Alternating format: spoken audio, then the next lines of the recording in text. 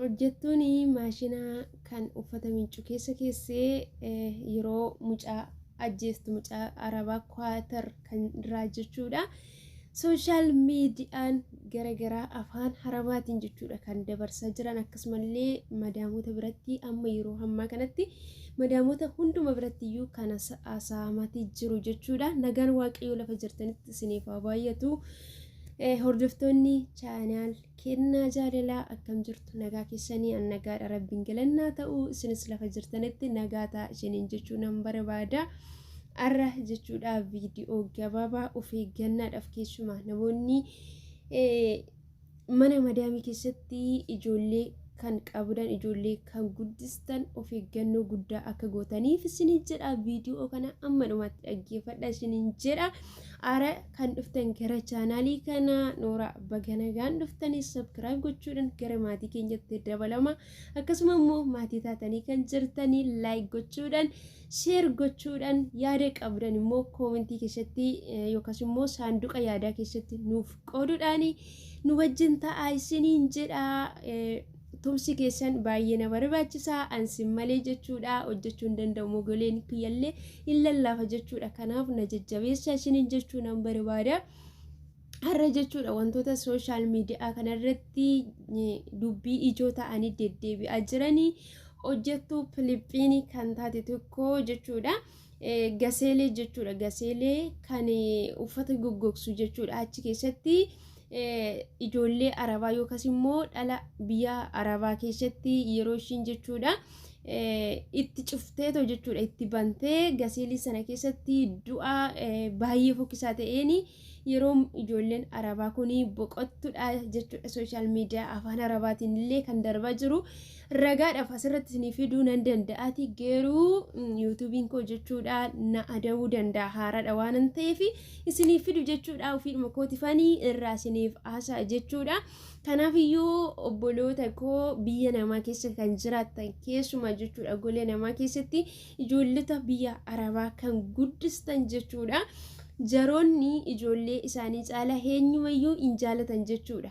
Baay'ee jaalatu ijoollee isaanii jechuudha. Ijoollee isaanii irratti omaa lubbuu isaanii mararsiifatan jechuudha. Kanaaf iyyuu jechuudha hojjettuun Filiippiinii kun akka dabarsaa jiranitti akka waan ishiin ofiishiitiin achi keessee maashina kana itti banteetti jechuudha. Arabiffaan jechuudha dhaggeeffadheetiin ture. Akkasumallee gara keenyatiin illee dabarsaa jiru jechuudha. Hojjettuun kun garuu poolisiidhaan jechuudha to'atamtee akka ishiin jechuudha qaama seera jala akka ishiin galtee jirtudha jechuudha kan dubbatamu.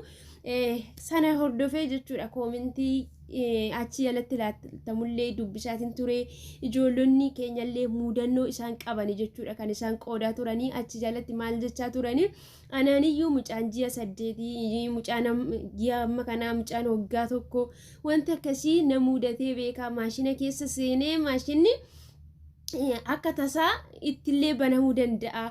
Guyyaa meeqanii achi keessatti argee akka waan taphatu achi keessa seenee taphachuudhaaf wanta akkasii nama muudata. Maashinni tokko immoo yoo cufamellee namaaf banamuutii hin danda'u jechuudha. Kanaaf iyyuu obboloota koo ijoollee kan guddistan jechuudha. Ijoolleen baay'ee nama aarsiti jechuudha. Adaraa keessan jechuudha. Ofii keessaniif illee abdii yoo kutattanii maatii keessan gara biyyaa jiran haadhaaf abbaa keessanii warra yeroo hundumayyuu si yaada warra yeroo hundumayyuu isin dheebota sanaaf yaadato hamma barbaadda yoo aartan jechuudha. Dhala namaa jechuudha. Dhala biyya arabaa harka keessaniin itti hidhattanii too irrukutinaa jechuudha. Adaraa waaqayyoos obsa isaa isiniif haa baay'isu. Isaan abdii nama kutachiisu isaan obsa nama dhorkatu waan ta'eef isin immoo obsa jechuudha. Darbees immoo jechuudha warri ijoollee eegda warri ijoollee guddistan yeroo ijoollee suni rafaa jiranitti of eeggannoodhaan wanta hojjechuudhaan maltan illee hojjedhaa malee ijoollee dhiistanii jechuudha. Tasumayyuu jechuudha hojii biraa hin hojjetinaa jechuudha. Yoo isinii ta'uu baatellee jijjiirradhaa jechuudha. Sababni isaa ijoolleen taphachuudhaaf jechuudha maashina uffataa keessa seenuu dandeessu jechuudha. Gaafa kana maashinni sun itti cufame maashinni tokko hin banamu jechuudha. Amma dhaqee itti dawwaramee amma dhaqee bakka keessa isaatti wanta miicama irratti xumurutti hin banamu jechuudha. Kanaaf iyyuu of eeggannoo taasisaa achi keessa seentee daa'imni xinnannuun yoo ofitti cuftellee maashinni gurguddaan hin jira waan ta'eef achi keessatti illee hafuuran jechuudha. Cuqqaallamtee achi keessatti boqochuu dandeessu jechuudha ijoolleen. beekamaadha jechuudha. Ijoollee isaanii akka isaan nama rakkisan jechuudha. Baay'ee ulfaatu ijoollee isaanii tokko kanuma warri itti kaaffaa yoo ta'e malee kan jabaatteyyuu jechuudha. Kanaaf adaraa keessan of eeggannoo godhaa jechuudha. Mucayyoon tokko hiriyaa kooti akkasumaan jette jechuudha. Waggaadhaan dura jechuudha Duubaay turte, amma mucayyoo sun gara biyyaa galte biyya biraa deemtee jirti jechuudha. Ijoollee lamatu jira naan jette, ijoollee warri nan bira jira sun ijoollee lama xixiqqoo qabu naan jette.